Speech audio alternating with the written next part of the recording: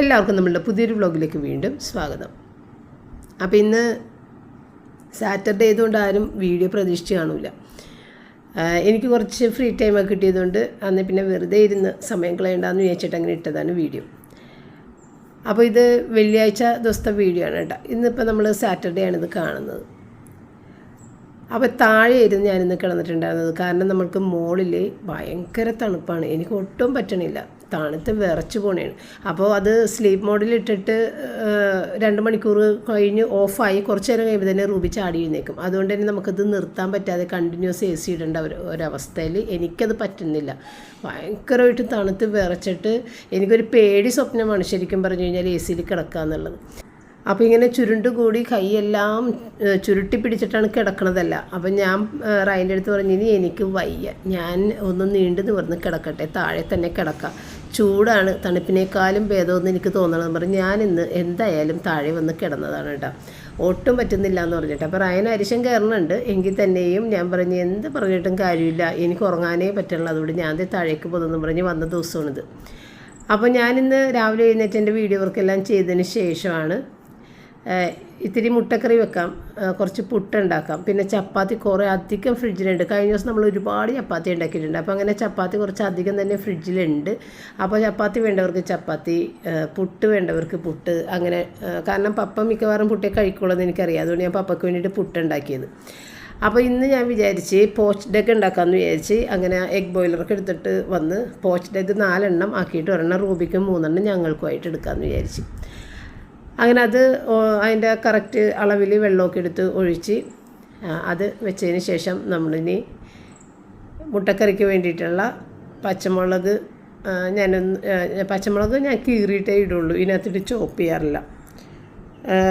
സവാള, വെളുത്തുള്ളി, ഇഞ്ചി, ഇത്രയും സാധനം ചോപ്പ് ചെയ്യാനുണ്ട്. അപ്പോൾ നമ്മളിതുപോലെ ക്ലീൻ ചെയ്ത് വെച്ചേക്കണതുകൊണ്ട് വേഗം വേഗം എടുത്ത് ചെയ്യാം കേട്ടോ. പിന്നെ ഇന്നാണെന്നുണ്ടെങ്കിൽ അപ്രതീക്ഷിതമായിട്ട് നമ്മളുടെ ഒരു പണിക്കാരൻ വന്നിട്ടുണ്ടായിരുന്നു. കാരണം പപ്പ അത് കുറച്ച് ദിവസമായിട്ട് പണിക്കാരെ അന്വേഷിച്ച് നടക്കണമായിരുന്നു. നമ്മളുടെ ചെയറുകളൊക്കെ ഉണ്ടല്ലോ, ഡൈനിങ് ചെയർ ഒക്കെ ഇല്ലേ, അതെല്ലാം ഇളകി കിടക്കണേണ്. അത് ഇളക്കിയ ആൾ റിച്ചാർഡാണ് കേട്ടോ. റിച്ചാർഡ് എപ്പോഴും ഇരുന്നിട്ട് ഇങ്ങനെ ഇളകി ഇരിക്കുള്ളൂ. ചെറുപ്പത്തിലേ ഇളകി എല്ലാം, അതായത് ഒരു ചെയറിൽ അവനിരുന്ന് അത് ഇളകി. പിന്നെ നമ്മളിങ്ങനെ ക്ലീൻ ചെയ്യുന്ന സമയത്ത് ചെയറുകളെല്ലാം അങ്ങോട്ടും ഇങ്ങോട്ടൊക്കെ എടുത്ത് മാറ്റി ക്ലീൻ ചെയ്തിട്ട് ഇടുമ്പോൾ നല്ല ചെയർ ആയിപ്പോകും റിച്ചാർഡ് ഇരിക്കുന്ന സീറ്റിൽ. റിച്ചാർഡ് ഇരിക്കാനുള്ള ഒരു സീറ്റ് ഉണ്ടല്ലോ, അപ്പോൾ ആ ഒരു ചെയർ അതിലേക്ക് മാറി ചിലപ്പോൾ വീഴും. അപ്പോഴേക്കും പുള്ളി അതിൽ കയറിയിരുന്ന് അതും ഇളക്കി വെച്ചിട്ടുണ്ടാവും കേട്ടോ. ഇപ്പോഴല്ല, ചെറുപ്പത്തിലെ കാര്യമാണ് പറഞ്ഞത്, സ്കൂൾ ടൈമിലൊക്കെയുള്ള കാര്യം പറഞ്ഞാൽ. അങ്ങനെ ഈ ചെയറുകൾ മൊത്തത്തിൽ ഇളകാൻ തുടങ്ങിയപ്പോഴാണ് ഞങ്ങൾക്ക് മനസ്സിലായത് ഇതിൻ്റെ ആൾ റിച്ചാർഡാണെന്നാണ്. അങ്ങനെ റിച്ചാർഡിന് വേണ്ടിയിട്ട് ഒരു കസേര അങ്ങനെ തന്നെ നമ്മൾ മാർക്ക് ചെയ്തിട്ടിട്ടുണ്ടായിരുന്നു. എങ്ങനെ നമ്മൾ അങ്ങോട്ടും ഇങ്ങോട്ടും മാറ്റിയാൽ റിച്ചാർഡിൻ്റെ ചെയർ കറക്റ്റായിട്ട് അവിടെ തന്നെ ചെല്ലും. അങ്ങനെ അല്ലെന്നുണ്ടെങ്കിൽ എല്ലാം ഒടിച്ച് കളയുമെന്ന് തോന്നി. അങ്ങനെയാണ്. റിച്ചാർഡ് ഭയങ്കര വികൃതി ചെക്കനായിരുന്നു, ഭയങ്കര വികൃതിയുള്ളൊരു കുട്ടിയായിരുന്നു. കട്ടിൽ വരെ ഓടിച്ചിട്ടുണ്ട് അവൻ ചാടി കയറിയിട്ട്. അപ്പോൾ അങ്ങനെയൊക്കെ ഉള്ള ഒരു സ്വഭാവ രീതിയാണ് റിച്ചാർഡിൻ്റെ. ഭയങ്കര ഹൈപ്പറാണ് ആൾ, ഹൈപ്പർ ആക്റ്റീവാണ്. അപ്പോൾ അങ്ങനെ നമ്മളുടെ ചെയർ ഇളകി കിടക്കുന്നതെല്ലാം ഒന്ന് ശരിയാക്കിക്കാനായിട്ടാണ് ആളെ വിളിച്ചിട്ട് വന്നേക്കുന്നത്. അപ്പോൾ വരുവില്ലെന്ന് നമുക്കറിയില്ല, എങ്കിലും ഇന്നിപ്പോൾ അപ്രതീക്ഷിതമായി വന്നു. അപ്പോൾ ഇന്ന് ഞാൻ മുട്ടക്കറി നമ്മുടെ വെള്ളിയാഴ്ച ഇനച്ചട്ടി എന്ന് പറഞ്ഞില്ലേ, അതിൽ തന്നെ ചെയ്യണം കേട്ടോ. അതിൽ ചെയ്യുമ്പോൾ നമുക്ക് ഭയങ്കര ഒരു സാറ്റിസ്ഫാക്ഷനാണ്. ഏതൊരു ഇനച്ചട്ടിയിൽ ചെയ്താലും ഇതിൽ ചെയ്യുമ്പോഴാണ് എനിക്ക് ഏറ്റവും കൂടുതൽ ഇഷ്ടം തോന്നുന്നത്. ഞാൻ പറഞ്ഞില്ലേ, ഇത് അവർക്കില്ല ഇനി. ഈ ഒരു പ്രൊഡക്റ്റ് ഇൻഡസ് വാലിയിലില്ല, വളരെ കുറച്ച് മാത്രമേ അവർ ഉണ്ടാക്കിയിട്ടുള്ളൂ എന്ന് തോന്നുന്നു. അതേതായാലും എനിക്കും കിട്ടി, അത് എനിക്ക് ഭയങ്കര ഹാപ്പിയാണ്. അപ്പോൾ അതിൻ്റെ അകത്തായതുകൊണ്ട് നമുക്ക് കരിയാതെയൊക്കെ ഞാൻ ചെയ്തെടുക്കാം കേട്ടോ. പിന്നെ നല്ല വലുതായതുകൊണ്ട് തന്നെ ഇളക്കാനൊക്കെ വളരെ എളുപ്പം.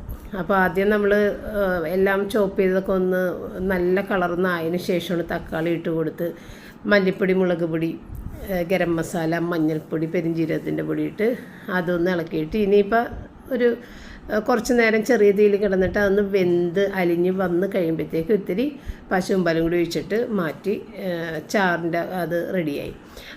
പിന്നെ നമ്മളുടെ ഫ്രഷ് ക്രീം ഉണ്ടെന്നുണ്ടെങ്കിൽ അത് ഒഴിച്ച് കൊടുക്കുന്നതും നല്ല ടേസ്റ്റാണ് കേട്ടോ. ഇപ്പോൾ ഫ്രഷ് ക്രീം ഞാനങ്ങനെ മേടിക്കണില്ല, കാരണം ഇവിടെ മേടിച്ച് ചെറിയൊരു 150ൻ്റെ എന്തോ ഒരു പാക്കറ്റാണ് ചെറുത്. പക്ഷേ അതുപോലെ ഇവിടെ ചിലവാകാതെ അങ്ങനെ ഇരിക്കും. ഒരു ഇത്തിരി എടുത്തു കഴിഞ്ഞാൽ പിന്നെ അത് ഒരാഴ്ചക്കുള്ളിലൊക്കെ എടുത്തില്ലെന്നുണ്ടെങ്കിൽ ഒരു കയ്പ്പ് വരും അതിന്. അതുകൊണ്ട് ഇപ്പോൾ അത് മേടിക്കാറില്ല. എനിക്ക് ഇഷ്ടമാണ് അത് ഇടുന്നത്. ഇത്തിരി മാത്രം ഇട്ടിടുമ്പോൾ നല്ലൊരു ടേസ്റ്റാണ്. കുറേ ഇട്ട് കഴിഞ്ഞാൽ അത്ര ഇതായിട്ട് തോന്നില്ല. അതുകൊണ്ടാണ് നമ്മൾ ഇത്തിരി എടുത്ത് പിന്നെ കുറേ നാളത് അവിടെ ഇരിക്കേണ്ടി വരുന്നത്. അപ്പോൾ അങ്ങനെ ചപ്പാത്തി ഒരു 3 എണ്ണം മാത്രം ചൂടാക്കി എടുത്ത് പുട്ട് പിന്നെ ഉണ്ടാക്കിക്കൊണ്ടിരിക്കുന്നുണ്ട്. മുട്ടയൊക്കെ റെഡി ആയിട്ടുണ്ട്. എന്നിട്ടിനി നമ്മൾ സെർവിങ് ആ ഒരു ബൗളിലേക്ക് ഇട്ടാൽ മതി ഈ കറി. അതിനകത്തേക്ക് ഈ ഒരു ചീനച്ചട്ടിലേക്ക് ഞാൻ മുട്ട ഇടുന്നില്ല. അപ്പോൾ ഇന്നലെ നമ്മൾ സിനിമ കാണാനിരുന്നില്ലേ, ആ സമയത്ത് കുറച്ച് സ്നാക്സ് ഒക്കെ മേടിച്ചിട്ടുണ്ടായിരുന്നല്ലോ. അപ്പോൾ ആ ഒരു സ്നാക്സിൻ്റെ ഒപ്പം ഏതായാലും ഒരു പാക്കറ്റ് പാലും കൂടി മേടിച്ചോന്ന് ഞാൻ വെറുതെ ഇങ്ങനെ പറഞ്ഞിട്ടുണ്ടായിരുന്ന കാര്യം ആവശ്യമൊന്നുമില്ല. എങ്കിലും ഏതായാലും ഒരു പാക്കറ്റ് പാൽ ഇരുന്നോട്ടെ, അത് ബാക്കി അങ്ങേർക്കൊരു ചായ ഇട്ട് കൊടുക്കാൻ സാധിച്ചു ഈ പണിക്ക് വന്ന ആൾക്ക്. അല്ലെന്നുണ്ടെങ്കിൽ കട്ടൻ ചായയും കൊടുക്കേണ്ടി വന്നതിന്. അങ്ങനെ ആ പാല് കുറച്ച് ഒഴിച്ചിട്ട് അതങ്ങനെ ഫ്രിഡ്ജിലേക്ക് തന്നെ മാറ്റിയിട്ടുണ്ടായിരുന്നു. അപ്പോൾ അയാൾ ഏകദേശം ഒരു 10 മണിയോടുകൂടിയൊക്കെ ഉണ്ടാവുന്നത്. ഇപ്പോൾ അധികം നേരമൊന്നും ആയിട്ടില്ല, ഒരു 8 മണിയൊക്കെ ആയിട്ടുള്ളൂ. ആ സമയത്തൊന്നും അങ്ങനെ വന്നിട്ടില്ല. അങ്ങനെ ഞാൻ മുട്ട ഇതിനകത്ത് നിന്ന് ഡീമോൾഡ് ചെയ്യാൻ നോക്കിയപ്പോഴത്തേക്കും അത് തണുത്തൊട്ടിപ്പിടിച്ചിരിക്കുന്നതാണ്. അത് ചൂടോടുകൂടി എടുത്താൽ മതിയായിരുന്നെന്ന് ഞാൻ ഓർത്ത്. തണുത്ത് കഴിയുമ്പോഴത്തേക്കും പോരാനായിട്ട് എന്തോ ബുദ്ധിമുട്ട്. ഞാൻ എണ്ണയൊക്കെ തടവിയതായിരുന്നു, എങ്കിൽ തന്നെയും അത് കുറച്ച് കടിച്ചു പിടിച്ചങ്ങനെ ഇരിക്കുന്നതാണ്. അങ്ങനെ ഒരു ബൗളിൻ്റെ അകത്തേക്ക് മുട്ടയെല്ലാം ഇട്ട്, അപ്പോൾ ഒരെണ്ണം റൂബിക്കുള്ളതാണ്, അത് അതിനകത്ത് തന്നെ വെച്ചിട്ട് ഇനിയിപ്പോൾ ആ ഗ്രേവിൻ്റെ ഇതിലേക്ക് ഒഴിച്ച് കഴിഞ്ഞാൽ കൊടുക്കാം. അപ്പോൾ പപ്പക്ക് എടുത്ത് വെച്ച് കഴിഞ്ഞപ്പോഴത്തേക്കും ചപ്പാത്തിയും പുട്ടുകൊണ്ട് ഏതെങ്കിലുമൊക്കെ കഴിക്കുമെന്ന് പറഞ്ഞപ്പോഴത്തേക്കും പപ്പ ചപ്പാത്തി തൊട്ടതേ ഇല്ല. പപ്പയ്ക്ക് എപ്പോഴും പുട്ടാണ് കഴിക്കാനും സുഖം. ചപ്പാത്തിയെ കഴിക്കുമ്പോൾ ഇങ്ങനെ കവളത്തൊക്കെ നീര് വീഴുമെന്നും പറഞ്ഞ് ഭൂരിഭാഗം ചപ്പാത്തി മാത്രമാണെങ്കിൽ ആ മതി, അത് കഴിച്ചോളാം എന്ന്. അങ്ങനെ ആദ്യം അതെടുത്ത് വെച്ച് കൊടുത്ത് പിന്നെ റയൻ എഴുന്നേറ്റ് വന്നപ്പോൾ ഞാൻ റയൻ്റെ അടുത്ത് ചോദിച്ച് എന്ത് വേണം, ചപ്പാത്തി വേണം പുട്ട് വേണം? പുട്ടുണ്ട്, രണ്ടും ഉണ്ട്. അപ്പോൾ അവന് ചപ്പാത്തി മാത്രം മതി എന്ന് പറഞ്ഞു. അങ്ങനെ ആ 3 ചപ്പാത്തി ചൂടാക്കിയത് അവന് കൊടുത്ത് ബാക്കി പുട്ട് ഞാനും കഴിച്ച് അങ്ങനെ അത് തീർത്ത്. അപ്പോൾ ഈ സമയത്താണ് ആ പുള്ളിക്കാരൻ വന്നത് കേട്ടോ പണി ചെയ്യാൻ വേണ്ടിയിട്ട്. അപ്പോൾ പപ്പ പഴവും ഒക്കെ കഴിച്ചിട്ടുണ്ടായിരുന്നു കേട്ടോ. പുട്ടും പഴവും മുട്ടക്കറിയൊക്കെ കഴിച്ചിട്ടുണ്ടായിരുന്നു. ചപ്പാത്തി മാത്രം എടുക്കാതിരുന്നത്. ഞാൻ പഴവും കൂടി എടുത്ത് വെച്ച് കൊടുത്തിട്ടുണ്ടായിരുന്നു. അപ്പോഴേക്കും ഏതായാലും ആ പാലും കൊണ്ട് ഞാൻ ചായ ഉണ്ടാക്കി വേഗം. പിന്നെ പറയാതെ വന്നേക്കണോണ്ട് തന്നെ നമുക്കൊന്നും ഇവിടെ ഉണ്ടായിരുന്നില്ലെന്ന് പറഞ്ഞു കഴിഞ്ഞാൽ ഇപ്പോൾ പഴംപൊരി ഉണ്ടാക്കണമെങ്കിൽ 2-3 പഴമെങ്കിലും കുറച്ച് വേണ്ടേ. ഇതാകെ 2 പഴമുള്ളൂ. ആ 2 പഴവും കൊടുത്ത് അത് പുള്ളിക്കാരൻ കഴിക്കുകയും ചെയ്തിട്ട് അതുകൊണ്ട് എനിക്ക് സന്തോഷമായി. ചില ആളുകൾക്ക് ഇങ്ങനെ ചായക്ക് എണ്ണപ്പലഹാരം എന്തെങ്കിലും വേണോ അങ്ങനെയൊക്കെയുള്ള ആളുകളുണ്ടല്ലോ. അപ്പോൾ എനിക്ക് തോന്നുന്നു ആ പുള്ളിക്ക് എണ്ണപ്പലഹാരത്തിൻ്റെ ആവശ്യമില്ല, അതുകൊണ്ടാണ് ആ പഴം 2 കഴിച്ചത്. അധികം വലിയ പഴമായിരുന്നില്ല. അപ്പോൾ അങ്ങനെ അത് കൊടുത്ത് ബാക്കി ചായയൊക്കെ ഉണ്ട്. അപ്പോൾ ഞാനും പപ്പയൊക്കെ കുടിക്കാം. ആദ്യം അങ്ങോട്ട് കൊടുത്തു കഴിഞ്ഞിട്ട് ഞങ്ങൾ രണ്ടുപേരും പിന്നെ ചായയൊക്കെ കുടിച്ചിട്ടാണ്.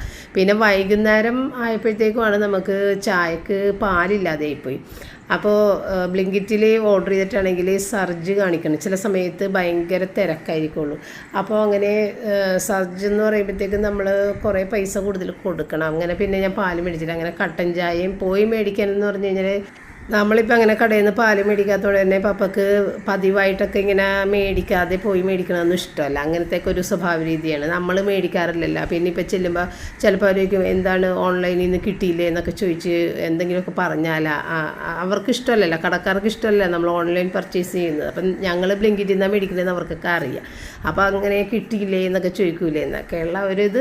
അതുകൊണ്ട് പപ്പ അങ്ങനെ കടയിൽ നിന്ന് പാല് മേടിക്കാൻ പോകാറില്ല. പാലിപ്പോൾ സ്ഥിരം നമ്മൾ ഓൺലൈൻ തന്നെ മേടിക്കണത് വേണമെന്നുണ്ടെങ്കിൽ. അപ്പോൾ ആ പുള്ളിക്കാരൻ 1 മണിയായപ്പോൾ തന്നെ ഫുഡ് കഴിക്കാൻ വേണ്ടി പോയി. നമ്മൾ തൊട്ടടുത്ത് നടന്നു പോകാനുള്ള ദൂരമുള്ളൂ. അപ്പോൾ അവിടെ തന്നെ വീട്. അപ്പോൾ അങ്ങനെ ഇത്രയും പണികളൊക്കെ ഇങ്ങനെ ചെയ്തിട്ടിട്ട് പോയി. അപ്പോൾ ഇത് കഴിഞ്ഞിട്ട് വേണം അകത്തേക്ക് കയറിയിട്ട് ഇനി വാതിലുകൾ ഇങ്ങനെ കുത്തി കിടക്കുന്ന വാതിലുകളൊക്കെ ഒന്ന് ശരിയാക്കാൻ. അപ്പോഴത്തെ ഇത് കണ്ട, ഇതാണ് വുഡിൻ്റെ പിന്നെന്ന് പറയുന്ന സാധനം. ആ സാധനം അടിച്ചിങ്ങനെ കയറ്റും, എന്നിട്ടാണ് ഇതിൻ്റെ ഇളക്കമൊക്കെ മാറ്റണത്. അങ്ങനെ കുറേ പണികൾ. അപ്പോൾ ഇതെല്ലാം ഇങ്ങനെ ഇട്ടിട്ടാണ് പോയിട്ടുണ്ടായിരുന്നത്. ഇനി വന്നു കഴിഞ്ഞിട്ട് ചെയ്യാനുള്ളതല്ലേ. അപ്പോൾ അതിൻ്റെ ഇടയ്ക്ക് കറണ്ടും പോയി കേട്ടോ. കറണ്ട് പോയപ്പോഴത്തേക്കും കുറേ സമയം അങ്ങനെ പോയി. കറണ്ട് ഇല്ലാതെ ഇത് മെഷീനിലൊക്കെ ചെയ്യാനുള്ളതാണ്. മെഷീനെ കൊണ്ടാണ് വന്നിട്ടുണ്ടാകുന്നത്. അപ്പോൾ അങ്ങനെ കറണ്ടും പോയി, ആകെ ഒരു ശോകമായിരുന്നു. അപ്പോൾ റൂബിയാണെന്നുണ്ടെങ്കിൽ അങ്ങനെ ഗേറ്റൊക്കെ തുറന്നിട്ടാണ് അവർ ഇരുന്നേച്ചത്. ഫുള്ളിങ്ങനെ തുറന്നിട്ടാണ് റൂബിനെ നമുക്ക് അഴിച്ചിടാൻ പറ്റില്ല. അപ്പോൾ റൂബി കുറേ നേരം കൂട്ടിൽ കിടന്ന് കുറച്ച് അവസാനം ചൂട് വല്ലെന്ന് വെച്ചാൽ റൂബിനെ അഴിച്ചിട്ട് ഞാൻ റൂബിയും കൂടി ഫാനിട്ട് ആ മുറിയിൽ തന്നെ ഇരുന്ന്. അങ്ങനെ പിന്നെ അവിടെ ഇരുന്ന് കുറേ നേരം എൻ്റെ വേസ്റ്റ് ആയെന്നാണ് പറയാം. നമുക്ക് ഒട്ടും തന്നെ ഒന്നും ചെയ്യാൻ പറ്റാത്ത അവസ്ഥയിൽ പോയി. പുറത്തേക്ക് ഇറങ്ങിയാൽ ഇവള് ചാടി ഇറങ്ങും.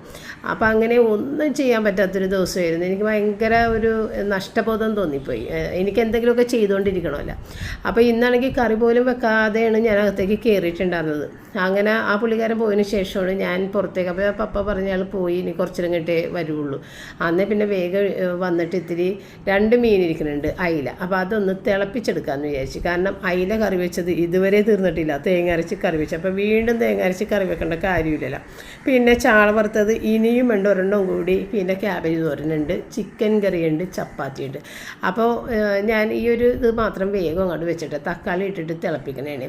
അപ്പോൾ നമ്മൾ പച്ചമുളക്, ഇഞ്ചി, സവാള, വേപ്പിലയും വഴറ്റി തക്കാളിയും കൂടിയിട്ട് ഒന്ന് മൂടി വെച്ച് തക്കാളി ഒന്ന് അലിഞ്ഞ് കഴിയുമ്പോഴത്തേക്ക് അതിനകത്തേക്ക് വെള്ളം ഒഴിച്ചിട്ട് ഇത്തിരി വിനാഗിരി ഇടും. ഇത്തിരി വിനാഗിരി ഇട്ടാലാണ് ടേസ്റ്റ്. പിന്നെ തക്കാളിയുടെ പുളി മാത്രമാണെങ്കിൽ അത് മതി, എങ്കിൽ ഇത്തിരി വിനാഗിരി ഇടുമ്പോഴാണ് കറിക്ക് നല്ലൊരു ടേസ്റ്റ്.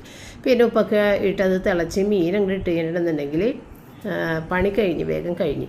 അപ്പോൾ പപ്പക്ക് ഇനിയിപ്പോൾ തേങ്ങ അരച്ച കറി കൂട്ടൂലെന്ന് എനിക്കറിയാം, അത് മടുത്തിട്ടുണ്ടാകും, എങ്കിലും അത് തീരാതെ കിടക്കുകയും ചെയ്യണം. അപ്പോൾ ഏതായാലും ഇത് കൊടുക്കാമെന്ന് വിചാരിച്ച്. പിന്നെ ക്യാബേജ് തോരനുണ്ട്, അങ്ങനെ അഡ്ജസ്റ്റ് ചെയ്യുക. അപ്പോൾ അതിൻ്റെ അടുത്ത് ഞാൻ ചോദിച്ചു, നിനക്ക് ചിക്കൻ കറി പുറത്തെടുക്കണം? പറഞ്ഞു വേണ്ട എനിക്ക് ഇത് തന്നെ മതി. അപ്പോൾ അങ്ങനെ രാത്രി ചിക്കൻ കറിയും ചപ്പാത്തിയും ചൂടാക്കിയിട്ടാണ് കൊടുത്തത്. ഉച്ചയ്ക്ക് ഞങ്ങളെല്ലാവരും ഇത് തന്നെ കഴിച്ചിട്ടുണ്ടായിരുന്നു. അപ്പം ഞാൻ ആ മീൻകറി എടുത്ത്, നമ്മൾ പഴകിയതെല്ലാം എടുക്കുകയുള്ളൂ, അപ്പോൾ ആ മീൻകറി നല്ല പുളിയൊക്കെ പിടിച്ചിരിക്കുന്നുണ്ടായിരുന്നു, അത് ഞാനെടുത്ത് കഴിച്ച്. ഇത് പപ്പക്കും മോനാണ്. അപ്പോൾ ഏതായാലും 2 അയില, വലിയ അയിലാണ് എങ്കിൽ തന്നെയും ഞാൻ 2 പീസാക്കി അങ്ങോട്ട് ഇട്ടിട്ടാ. 1 പീസ് എടുത്താൽ മതിയല്ല. അപ്പോൾ പിന്നെ ചെറുതാക്കുമ്പോഴത്തേക്കും അത് തികയാതെ വരും, 2 പീസ് എടുക്കണം. പിന്നെ 2 പീസാക്കുമ്പോൾ കൂടുതൽ ഉപ്പും മുളകും പിടിക്കാനൊക്കെ നല്ലതാണ്. എങ്കിലും ഇവിടെ അങ്ങനെ വലിയ താല്പര്യമില്ല. ഇവിടെ പപ്പടം അമ്മയാണെങ്കിലും വലിയ പീസസ് ആയിട്ട് എപ്പോഴും ഇടുകയുള്ളൂ. ഇവിടെ കുട്ടികളാരും ഇല്ല, എല്ലാം വലിയ പീസസ് മതിയെന്ന് എൻ്റെ അടുത്തും പറയൂ കേട്ടോ. അങ്ങനെ ആ മീനൊക്കെ ഇട്ട് അത് അടച്ചു വെച്ച് തിളപ്പിക്കാൻ വെച്ചതിന് ശേഷം പിന്നെ റൂബിയുടെ ചിക്കൻ എടുത്ത് കാലത്തെ പുറത്ത് വെച്ചിട്ടുണ്ടായിരുന്നു വേവിക്കാൻ വേണ്ടിയിട്ട്. അപ്പോൾ ആ ചിക്കനൊക്കെ ഒരിത്തിരി മഞ്ഞൾപ്പൊടി ഇട്ട് അതും കൂടി ഒന്ന് വേവിച്ച് വെക്കണം. അപ്പോൾ റൂബി ഇപ്പോൾ പെട്ടെന്ന് തന്നെ കഴിക്കുന്നുണ്ട് കേട്ടോ, താനേക്ക് എടുത്ത് കഴിക്കുന്നുണ്ട്. എനിക്ക് തോന്നുന്നത് ഇപ്പോൾ ഇത്തിരി വിശപ്പൊക്കെ എന്തോ ആയി, അങ്ങനെ കഴിക്കാനുള്ളൊരു ഇൻട്രസ്റ്റ് അങ്ങനെയൊന്നും തന്നെ കഴിക്കാറേ ഇല്ല. ഇപ്പോൾ 8 വയസ്സാകാറായില്ലേ അവൾക്ക്. ഇത്രയുമായിട്ടും അവളങ്ങനെ ഒറ്റയ്ക്ക് കഴിക്കണ ശീലമൊന്നുമില്ല. അവൾക്ക് അറിയാൻ പാടില്ല എങ്ങനെയാണ് കടിച്ചെടുക്കേണ്ടതെന്നൊക്കെ അറിയില്ലാത്ത പോലെയുള്ളൊരു ഇതാണ്. പക്ഷേ ഇപ്പോഴായിട്ടൊക്കെ കഴിക്കണുണ്ട് കേട്ടോ. അങ്ങനെ ഞാൻ ഉച്ചക്കുള്ള കാര്യങ്ങളെല്ലാം കഴിഞ്ഞ് വേഗം ഞങ്ങൾ ഭക്ഷണമൊക്കെ കഴിച്ച് കുറച്ച് നേരം കഴിഞ്ഞപ്പോഴത്തേക്കുമാണ് ആ പുള്ളിക്കാരൻ വന്നത് കേട്ടോ. ഒന്നാമത് നമുക്ക് കറണ്ട് ഇല്ലാഞ്ഞില്ല, അപ്പോൾ കറണ്ട് ഇല്ലാതെയും പണി ചെയ്യാൻ പറ്റില്ല. അങ്ങനെ കുറച്ച് നേരം ഞങ്ങളുടെ എല്ലാം കഴിഞ്ഞിട്ടാണ് വന്നിട്ടുണ്ടാകുന്നത്. പിന്നെ ഞാൻ റൂബിനെയും എടുത്ത് അകത്ത് പോയി റെസ്റ്റ് ചെയ്ത്. ഈ പാത്രങ്ങളൊക്കെ കഴുകണത് വൈകുന്നേരമാണ്, എല്ലാം അവിടെ ഇട്ടേച്ച്. കാരണം ഈ പണിക്കാരനുള്ളതുകൊണ്ട് തന്നെ റൂബി പുറത്തേക്ക് ചാടണ്ടല്ലോ എന്ന് വിചാരിച്ച് ഇതൊക്കെ പിന്നെ ചെയ്യാം എന്ന് പറഞ്ഞിട്ട് ഞാൻ അവിടെ റൂബിനുമായിട്ട് റെസ്റ്റ് ചെയ്ത്. അങ്ങനെ മൊത്തത്തിൽ ഇന്ന് റെസ്റ്റ്, അതായത് ഒരു സ്വസ്ഥതയില്ലാത്ത ഒരു റെസ്റ്റ് എടുക്കൽ. എനിക്ക് എന്തെങ്കിലും ചെയ്യണം, കുറേ കാര്യങ്ങൾ ചെയ്യാനുണ്ടല്ലോ എന്നുള്ളൊരു ചിന്ത, പക്ഷേ ഒന്നൊന്നും ചെയ്യാൻ പറ്റാതെ ബെഡ്റൂമിൽ തന്നെ കുത്തിയിരിക്കേണ്ട ഒരു ദിവസമായി പോയി. അങ്ങനെ പാത്രങ്ങളൊക്കെ വൈകുന്നേരം കഴുകി വെച്ച്. അപ്പോൾ ആ പുള്ളിക്കാരന് ഞാൻ വൈകുന്നേരം കട്ടൻ ചായ തന്നെയാണ് കൊടുത്തിട്ടുണ്ടായിരുന്നത്. പിന്നെ നമ്മളുടെ എന്താണ് സീബ്ര കേക്ക് ഉണ്ടായിരുന്നു, അതും കൂടി ചേർത്ത് കൊടുത്ത്. കാരണം പഴമൊന്നും ഉണ്ടാകുന്നില്ല. ചപ്പാത്തിയും കറിയും കഴിക്കാമെന്ന് പറഞ്ഞിട്ട് അത് വേണ്ടാന്ന് പറഞ്ഞ്. അപ്പോൾ സീബ്ര കേക്ക് കൊടുത്ത് അത് കഴിച്ച്. അങ്ങനെ പണികളെല്ലാം തീർത്തിട്ട് പോയിട്ടാ. പിന്നെ നമ്മളുടെ ഉണക്കമീൻ ഈ ഒരു അവസ്ഥയിൽ കിട്ടിയിട്ടുണ്ട്, ഉണങ്ങിക്കഴിഞ്ഞിട്ടുണ്ട്. ഇനിയിപ്പോൾ ഇത് വറുത്തെടുക്കണം. ഒരു ദിവസം ഒരെണ്ണം എടുത്ത് വറുത്ത് നോക്കാമെന്ന് വിചാരിച്ചു. ഇതുമേന്ന് പറിച്ചെടുക്കുക നിസ്സാര പണിയില്ലെന്ന് എനിക്ക് തോന്നുന്നു. ലെതർ പോലെ ഇരിക്കുന്നുണ്ട് അതിൻ്റെ തൊണ്ട്. മീൻ നല്ല കട്ടിയുള്ള ദശ നല്ലതായിട്ടുണ്ട് കേട്ടോ. അത് ഇങ്ങനെ കാണുമ്പോഴത്തേക്കും നമ്മൾക്ക് അങ്ങനെ ദശ പോലെ തോന്നല്ല, പക്ഷെ അതൊന്നിങ്ങനെ ഒടിച്ചു കഴിയുമ്പോഴത്തേക്കുമാണ് നല്ല കട്ടിക്കുള്ള ദശയുണ്ട് കേട്ടോ. പിന്നെ വീട് നിറയെ പൊടിയായിരുന്നു. മുകളിൽ പപ്പയും ക്ലീൻ ചെയ്ത്, താഴെ ഞാനും ക്ലീൻ ചെയ്ത്. ഒരുപാട് പണിയുണ്ടായിരുന്നു, അതൊന്നും ഞാൻ വീഡിയോ എടുത്തില്ലായിരുന്നു കേട്ടോ. പിന്നെ രാത്രി ഞാനില്ലേ പിറ്റേ ദിവസത്തേക്ക് ഇത്തിരി അരിയും തേങ്ങയും ചോറും ഇത്തിരി പഞ്ചസാര എല്ലാം കൂടി വെള്ളത്തിലിട്ടതാണ് കേട്ടോ. അത് പിറ്റേ ദിവസം അരക്കാൻ വേണ്ടിയിട്ട് വെള്ളയപ്പത്തിന്. പിന്നെ ഞാനില്ലേ ഇന്നൊരു സാധനങ്ങൾ കാണിച്ചു തരാം. ഞാനിത് നിങ്ങളെ ഇടയ്ക്ക് കാണിക്കാറുണ്ട്.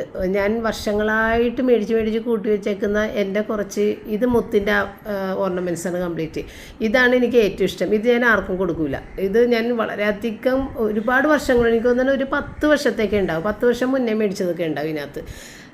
മേടിച്ച മുത്തിൻ്റെ കുറച്ച് ഓർണമെൻറ്റ്സ് ആണ് കേട്ടോ. അതൊക്കെ എനിക്ക് ഭയങ്കര ഇഷ്ടമാണ്. അത് ഇടയ്ക്ക് ഞാൻ വീഡിയോകളിലൊക്കെ ഇടാറുണ്ട്. പിന്നെ ഈ കാണുന്ന സംഭവങ്ങളൊക്കെ മേടിച്ചിട്ട് ഒരുപാട് നാളുകളായി. പക്ഷേ ഇതൊന്നും ഞാൻ ഇന്ന് വരെ ഇട്ടിട്ടില്ല. ആ മുത്തിൻ്റെതൊക്കെ ഞാൻ ഇടയ്ക്ക് ഇടാറുണ്ട്. പക്ഷേ ഇതൊന്നും ഞാൻ ഇട്ടിട്ടില്ല. ഇത് കൗതുകം കൊണ്ട് മേടിക്കണതാണ്. എങ്ങനെ ഉണ്ടാവും ഇത് ഇങ്ങനെ അതിനകത്ത് ഭയങ്കര ഭംഗിയായിട്ടുള്ള കാണിക്കണത്. ഫ്ലിപ്കാർട്ടിൽ നിന്നാണ് കേട്ടോ ഇതെല്ലാം ഞാൻ മേടിക്കണം. അപ്പോൾ കാണുമ്പോൾ നല്ലൊരു ഭംഗിയാണ്. ഇതൊക്കെ ഒരു സെക്കൻഡ് സ്റ്റഡ് പോലെയൊക്കെ ഇരിക്കുന്ന ഒരു മോഡലാണ് കേട്ടോ. പക്ഷെ ഞാൻ ഇട്ടുപോലും നോക്കിയിട്ടില്ലെന്നുള്ളതാണ് സത്യം. ഇത് കാണുമ്പോൾ എങ്ങനെയുണ്ട്, അതിലവർ പിക്ചറിലൊക്കെ നല്ല ഭംഗിയാണ് കാണാനായിട്ട്. പക്ഷെ കയ്യിൽ കിട്ടുമ്പോൾ അത്രയും ഭംഗിയായിട്ട് എനിക്ക് തോന്നിയില്ല കേട്ടോ. എങ്കിലും ഒരു കൗതുകം കൊണ്ട് ഞാൻ മേടിച്ച് വെക്കണം. മേടിക്കുന്ന സാധനങ്ങളാണ് ഇതൊക്കെ. ഇടയ്ക്കെടുത്ത് ഇങ്ങനെ നോക്കും, എടുത്തു വെക്കും, അത്രയേ ഉള്ളൂ. ഇതൊന്നും ഞാൻ യൂസ് ചെയ്യില്ല. കാരണം എനിക്ക് ഇമിറ്റേഷനായിട്ടുള്ള ഒരു സാധനങ്ങളും എനിക്ക് ഇടാൻ പറ്റില്ല. ഭയങ്കര ചൊറിച്ചിൽ വരും. അപ്പോൾ അതുകൊണ്ട് എനിക്കിതൊന്നും ഇടാൻ പറ്റില്ല. എങ്കിലും ഞാൻ ആ ഒരു ഒന്ന് കാണാനും, പിന്നെ നമ്മൾ ഞങ്ങളുടെ എൻ്റെ വീട്ടുകാരുടെ ബിസിനസ് എന്ന് പറഞ്ഞത് തന്നെ ഗ്യാരണ്ടിയുള്ള ആഭരണങ്ങളുടെ കച്ചവടക്കാരാണ് ഞങ്ങൾ. അപ്പോൾ അത് നിങ്ങൾക്ക് അറിയാമല്ലോ. അതൊക്കെ നല്ല വില കൂടിയ ആഭരണങ്ങളാണ്. ഒരുപാട് വർഷങ്ങൾ നമ്മൾക്ക് ഉപയോഗിക്കാൻ പറ്റുന്ന ഇമിറ്റേഷൻ ആഭരണങ്ങളാണ്. അപ്പോൾ അതുകൊണ്ട് ഒരുപാട് വിലയുള്ളപ്പോൾ ഇങ്ങനെ സാധാരണക്കാർക്കും അത് മേടിക്കാൻ ചിലപ്പോൾ പറ്റിയെന്ന് വരില്ല. അപ്പോൾ ഇതുപോലെ നമ്മളുടെ ഈ ഫ്ലിപ്കാർട്ടിലൊക്കെ ഒരുപാട് ആഭരണങ്ങൾ നിസ്സാര വിലക്ക് കിട്ടും. അപ്പം ഞാനിത് കാണിച്ച കാര്യം എന്താണെന്ന് വെച്ച് കഴിഞ്ഞാൽ, ഇതൊരു കമ്മലില്ലേ, ഇത് 2 എണ്ണത്തിൻ്റെ സെറ്റാണ്. ഇത് ഞാൻ മേടിച്ചപ്പോഴത്തേക്കും എനിക്കിത് ഇഷ്ടമാണ് ഇങ്ങനെ ഈ ഒറ്റപ്പേളിൻ്റെ. പക്ഷെ അതിൻ്റെ ആണിതേ മുകളിലാണ് കൊണ്ടുപോയി വെച്ചേക്കുന്നത്. 4 എണ്ണം അങ്ങനെ തന്നെയാണ്. ഞാനോർത്ത് വല്ല കംപ്ലൈൻറ്റ് മിസ്റ്റേക്ക് എന്തെങ്കിലും ഒരു മാനുഫാക്ചറിങ് ഡിഫക്റ്റ് ആണോ എന്ന് വിചാരിച്ചപ്പോൾ 4 എണ്ണത്തിൻ്റെ ഇതുപോലെ തന്നെയാണ്. ഇത് നടുഭാഗത്താണെന്ന് വെച്ചെങ്കിൽ ഇത് നല്ലതായിരുന്നു. പക്ഷേ ഇത് ഒരു ഡ്രോപ്പ് പോലെ ഇങ്ങനെ തൂങ്ങിക്കിടക്കും കാതിൽ. അതെനിക്ക് ഒട്ടും ഇഷ്ടപ്പെട്ടില്ല. പിന്നെ ഇതുപോലത്തെ ബാങ്ക്, ഇതൊക്കെ ഞാൻ കാണിച്ച കാര്യം, ഞങ്ങൾ കഴിഞ്ഞ ഞായറാഴ്ച ഞാനും ഗിൽഡയും കൂടി ഗുഡ് വില്ലിലൊക്കെ പോയത് കണ്ടില്ലേ. ഗുഡ് വില്ലിൽ ചെന്നപ്പോഴാണ് ഇതുപോലത്തെ ഒരുപാട് ആഭരണങ്ങൾ അവിടെ ഇരിക്കുന്നത് ഞാൻ കണ്ടത്. അപ്പോൾ എൻ്റെ കയ്യിൽ ഇതുപോലത്തെ ഉണ്ടല്ലാന്ന് വിചാരിച്ചിട്ട് അങ്ങനെ ഞാൻ നോക്കിയപ്പോൾ ഒരുപാട് വെറൈറ്റി ഉണ്ട്. എല്ലാം ഒരു പീസിന് 300, 400, 350 അങ്ങനെയൊക്കെയാണ് വില പറഞ്ഞത്. 380 അങ്ങനെയൊക്കെയാണ് ഒരെണ്ണത്തിൻ്റെ വില പറഞ്ഞത്. പക്ഷേ ഈ സെയിം സാധനം ഇതൊക്കെ തന്നെ ഫ്ലിപ്കാർട്ടിലുണ്ട്. ആകെ 100 സംതിങ് രൂപയെ വരുന്നുള്ളൂ. മറ്റേത് ഗ്യാരൻറ്റീഡ് ആണെന്ന് അവർ പറയണ്ടേ. എത്രയോ ഞാൻ ചോദിച്ചില്ല, എത്രയോ ഗ്യാരൻറ്റിയൊക്കെ ഉണ്ട്. അതായത് അവർ വീണ്ടും പ്ലേറ്റ് ചെയ്ത് രണ്ടാമത് കൊടുക്കും. പക്ഷേ ഇതങ്ങനെയല്ല, ഗ്യാരൻറ്റി ഒന്നുമില്ല. പക്ഷേ നമ്മൾക്ക് 100 സംതിങ് രൂപ കൊടുത്തിട്ട് ഒരു തവണയൊക്കെ ഇട്ടിട്ട് അങ്ങോട്ട് കളയല്ല, കളർ പോകണമെന്നുണ്ടെങ്കിൽ. ഞാനിപ്പോൾ ഇട്ടിട്ടില്ല, ഞാൻ ഇടൂലെന്ന് എനിക്കറിയാം. എങ്കിലും ഞാൻ മേടിക്കും. ഇതൊക്കെ എന്തൊരു ഭംഗിയാണെന്ന് നോക്കി. ഇതൊന്നും നമ്മൾ ഇടാറേ ഇല്ല. പക്ഷേ ഇടുന്ന ആളുകൾക്ക് ഇഷ്ടം ഇങ്ങനെ ഒരുപാട് ആഭരണങ്ങളൊക്കെ മാറ്റിയിടണം. ഇപ്പോൾ സ്വർണ്ണത്തിൻ്റെ വില വെച്ചിട്ട് നമുക്കങ്ങനെ ഇട്ടിട്ട് നടക്കാൻ പറ്റില്ല. സ്വർണ്ണം പുറത്തിടുന്നതും ആപത്ത് തന്നെയാണ്. അപ്പോൾ നമുക്ക് ഇതുപോലത്തെ സാധനങ്ങളൊക്കെ മേടിച്ച് ഫ്ലിപ്കാർട്ടിൽ നിന്നൊക്കെ, ഇതെനിക്ക് തോന്നുന്നു മീഷോയിൽ ഇതിനേലും വില കുറവായിരിക്കുള്ളൂ. മീഷോയിൽ ഞാൻ നോക്കിയിട്ടില്ല. ഇതൊക്കെ ഫ്ലിപ്കാർട്ടിൽ ഒരുപാട് നാളുകൾക്ക് മുമ്പ് ഞാൻ മേടിച്ച സാധനമാണ്. ഇതൊന്നും ഇടാത്തതുകൊണ്ട് അങ്ങനെ പുതിയതായിട്ടിരിക്കണമെന്ന് മാത്രം. ഞാനിതിട്ട് നിങ്ങളാരും കണ്ടിട്ടും ഉണ്ടാവില്ല, ഞാൻ ഇടാറില്ല. അപ്പോൾ ഇതൊക്കെ എനിക്ക് തോന്നുന്നത് 160 ഒക്കെയാണെന്ന് തോന്നുന്നത്, ഈ 2 ബാങ്കിളും കൂടിയിട്ട്. ഈ സെയിം ബാങ്കിൾ ഗുഡ് വില്ല് ഞാൻ കണ്ടായിരുന്നു. 380 രൂപയാണ് ഒരു ബാങ്കിളിന്. പക്ഷെ അതിന് ഗ്യാരണ്ടി പറയുന്നുണ്ട്, അതൊന്നും ഞാൻ നോക്കിയില്ല. ഗ്യാരണ്ടി പറയുന്നുണ്ട്, കളർ പോയാൽ അവർ വീണ്ടും അത് കളറാക്കി കൊടുക്കുമെന്നുള്ളത്. അപ്പം ഞങ്ങൾ ഈ ആഭരണ കച്ചവടക്കാരായതുകൊണ്ട് തന്നെ എനിക്കൊരു 3 വയസ്സുള്ള കാലം തുടങ്ങിയിട്ട് ഞങ്ങൾ ആഭരണ കച്ചവടക്കാരാണ്. അതുകൊണ്ട് തന്നെ ഈ ആഭരണം കാണുമ്പോഴത്തേക്കും നമ്മൾക്ക് ഇടാനൊന്നും തോന്നില്ല. പിന്നെ ഇതെന്താണെന്ന് അറിയാനുള്ള ഒരു കൗതുകം കൊണ്ട് അങ്ങനെ മേടിക്കും. ഈ ആഭരണങ്ങൾ ഞാനിത് കാണിച്ചിട്ടുണ്ട് നേരത്തെ. ഇതൊന്നും ഞാൻ ഇട്ടിട്ടില്ല. എനിക്ക് തോന്നുന്നു ഇതൊരു 5 വർഷമോ എത്രയോ ആയിട്ടുണ്ട് എൻ്റെ കയ്യിലിരിക്കുന്നത്. ഇതൊന്നും ഞാൻ ഇട്ടിട്ടില്ല. ഞാൻ ഇട്ടേക്കണത് ആ മുത്തിൻ്റെ 2 ബാങ്കിളും മാത്രമാണ് ഇട്ടേക്കണത്. ആ മുത്തിൻ്റെ ബാങ്കിൾ എനിക്ക് ഈ മുത്തിൻ്റെയൊക്കെ ഭയങ്കര ഇഷ്ടമാണ്. അല്ലാതെ ഈ ഗോൾഡ് കളറുള്ളതൊന്നും ഞാനങ്ങനെ ഇടാറില്ല. അപ്പോൾ ഇതെല്ലാം വീഡിയോ പർപ്പസിന് വേണ്ടിയിട്ട് എന്തെങ്കിലും, ആദ്യമൊക്കെ നമുക്ക് അറിയില്ലല്ലോ എങ്ങനെയൊക്കെയാണ് നമ്മൾ വീഡിയോ ചെയ്യാൻ പോണത്. അപ്പോൾ ഈ ഓണം വിഷു ഒക്കെ വരുമ്പോഴത്തേക്കും കൈ നിറയെ വളയിടേണ്ടി വരുമോ അങ്ങനെയൊക്കെ വിചാരിച്ചിട്ടൊക്കെ ഞാൻ എടുത്തത്. പക്ഷേ എന്നിട്ട് പോലും ഞാൻ ഇട്ടിട്ടില്ല, ഒന്നും ഇട്ടിട്ടില്ല. ഇതൊക്കെ ആ കവറിൽ തന്നെ അങ്ങനെ ഇരിക്കണേ. അപ്പോൾ ഇതൊക്കെ ഈ ഒരു സെറ്റ്, ഈ ഒരു ബോക്സിൽ ഇത്രയും വളകളുണ്ട് കേട്ടോ. ഈ ഒരു സെറ്റിന് എത്രയായിരുന്നു ഇപ്പം ഞാൻ ഓർക്കണില്ല. എനിക്ക് തോന്നണം ഞാൻ മേടിച്ചത് 365 രൂപയാണ്, 500 താഴെയാണ് എന്തായാലും. എന്തോരം വളകളുണ്ടെന്ന് നോക്കി. അപ്പോൾ ഇത് മാത്രമേ ഞാൻ ഇട്ടിട്ടുണ്ട്. ഇത് ഇപ്പോഴും ഞാൻ ഇടാറുണ്ട്, എനിക്ക് അത്ര ഇഷ്ടമാണ് ആ മുത്തിൻ്റെത്. അത് നല്ലൊരു ഭംഗിയാണ് കാണാനായിട്ട്. എനിക്ക് മുത്തിൻ്റെ കാണുമ്പോഴേ ഇടാൻ തോന്നുള്ളൂ, അല്ലാതെ ഗോൾഡ് കളർ കാണുമ്പോഴത്തേക്കും എനിക്കങ്ങനെ ഇടാൻ തോന്നില്ല. അപ്പോൾ ഇതിങ്ങനെ ഇടുന്ന ഒരു ബ്രേസ്ലെറ്റ് ബാങ്കിളാണ്. അത് 4 എണ്ണം ഉണ്ടായിരുന്നു കേട്ടോ ഇതിൻ്റെ അകത്ത്. അപ്പോൾ 2 എണ്ണം ഞാനൊരാൾക്ക് കൊടുത്തിട്ടുണ്ടായിരുന്നു. അങ്ങനെ ഇത്രയും വളകൾ ഇതിനകത്ത് ഇടാം. പിന്നെ ഈ നീല ബാങ്കിൾ ഞാൻ നീല ബ്ലൗസും ആ ഒരു ഇത് സെറ്റ് മുണ്ടെടുത്തില്ലേ, ആ സമയത്ത് മേടിച്ചതായിരുന്നു ആ ഒരു നീല ബാങ്കിൾ. അപ്പോൾ ഇതൊക്കെ എന്തൊരു ഭംഗിയാണല്ലേ. അപ്പോൾ എല്ലാത്തിനെയും കവർ തുറന്നിട്ട് കാണിച്ചു തരാം കേട്ടോ. ഇത് നോക്കിയാൽ നല്ല ഫിനിഷിങ്, നല്ല ഭംഗിയുണ്ട്. ഈ കാലഘട്ടത്തിൽ നമുക്ക് സ്വർണ്ണമിടുക ഇപ്പോൾ സാധിക്കുന്ന കാര്യമല്ല. അപ്പം അങ്ങനെ ഇട്ട് നടക്കാൻ താല്പര്യമുള്ളവർക്ക് ഈ വക സംഭവങ്ങളെല്ലാം ഓൺലൈനിലുണ്ട്, വളരെ വില കുറവിൽ. പിന്നെ ഗ്യാരണ്ടി ഉണ്ടാവില്ല, നമ്മൾ ഉപയോഗിച്ച് കഴിഞ്ഞ് കളർ പോകുമ്പോൾ കളയുക, അത്രയേ ഉള്ളൂ. പക്ഷേ വില അത്രയും കുറവാണ്. ഇപ്പം നമ്മൾ ഒരു ബാങ്കിൾ എടുക്കണമെങ്കിൽ തന്നെയും 500-800 രൂപയൊക്കെ കൊടുക്കണമെന്ന് തോന്നണം. അങ്ങനെ ആയിരിക്കാം ഒരെണ്ണത്തിൽ. പക്ഷേ അത് ലോങ് ലാസ്റ്റിംഗ് ആണ്. നമുക്ക് കളറ് പോയാലും കൊണ്ടുപോയിട്ട് ചെയ്യിപ്പിച്ചെടുക്കാം. അപ്പോൾ അങ്ങനെ വേണ്ടവർക്ക് അങ്ങനെ. അല്ലാതെ ഇപ്പോൾ കുറേ അധികമൊക്കെ ഇടണമെന്ന് ആഗ്രഹമുള്ളവർക്കൊക്കെ ഇതുപോലെ മാറി മാറി ഇടാൻ പറ്റും. ഈ ഒരു ബോക്സിലുള്ള ഈ മൊത്തത്തിലുള്ള സെറ്റ് മേടിച്ച് കഴിഞ്ഞാൽ. അല്ലെന്നുണ്ടെങ്കിൽ ഇതിൻ്റെയൊക്കെ 2 പീസായിട്ടുള്ളതും ഒക്കെ കിട്ടും. ഏത് രീതിയിലുള്ള ഉണ്ട്, ഞാൻ ചുമ്മാ ഇങ്ങനെ എടുത്ത് നോക്കാറുണ്ട്. അപ്പോൾ ഇതൊക്കെ ഇങ്ങനെ കാണുമ്പോൾ എനിക്ക് അതിശയം തോന്നും, ഇതൊക്കെ എങ്ങനെയാണ് ഇവർക്ക് ഇത്രയും ചീപ്പായിട്ട് കൊടുക്കാൻ സാധിക്കുക എന്ന് ഞാൻ ഓർക്കാറുണ്ട് കേട്ടോ. അപ്പം അങ്ങനെ ഇത് നിങ്ങളെ കാണിച്ചു തന്നത് ഈ പറഞ്ഞ പോലെ ഗുഡ് വില്ലിൽ ഇത് കണ്ടപ്പോൾ സത്യത്തിൽ ഞാൻ ഞെട്ടിപ്പോയി. എൻ്റെ കയ്യിലിരിക്കുന്ന മൊത്തത്തിൽ അവിടെ ഇരിക്കുന്നുണ്ട്. വിലയാണെന്നുണ്ടെങ്കിൽ ഭയങ്കര വില.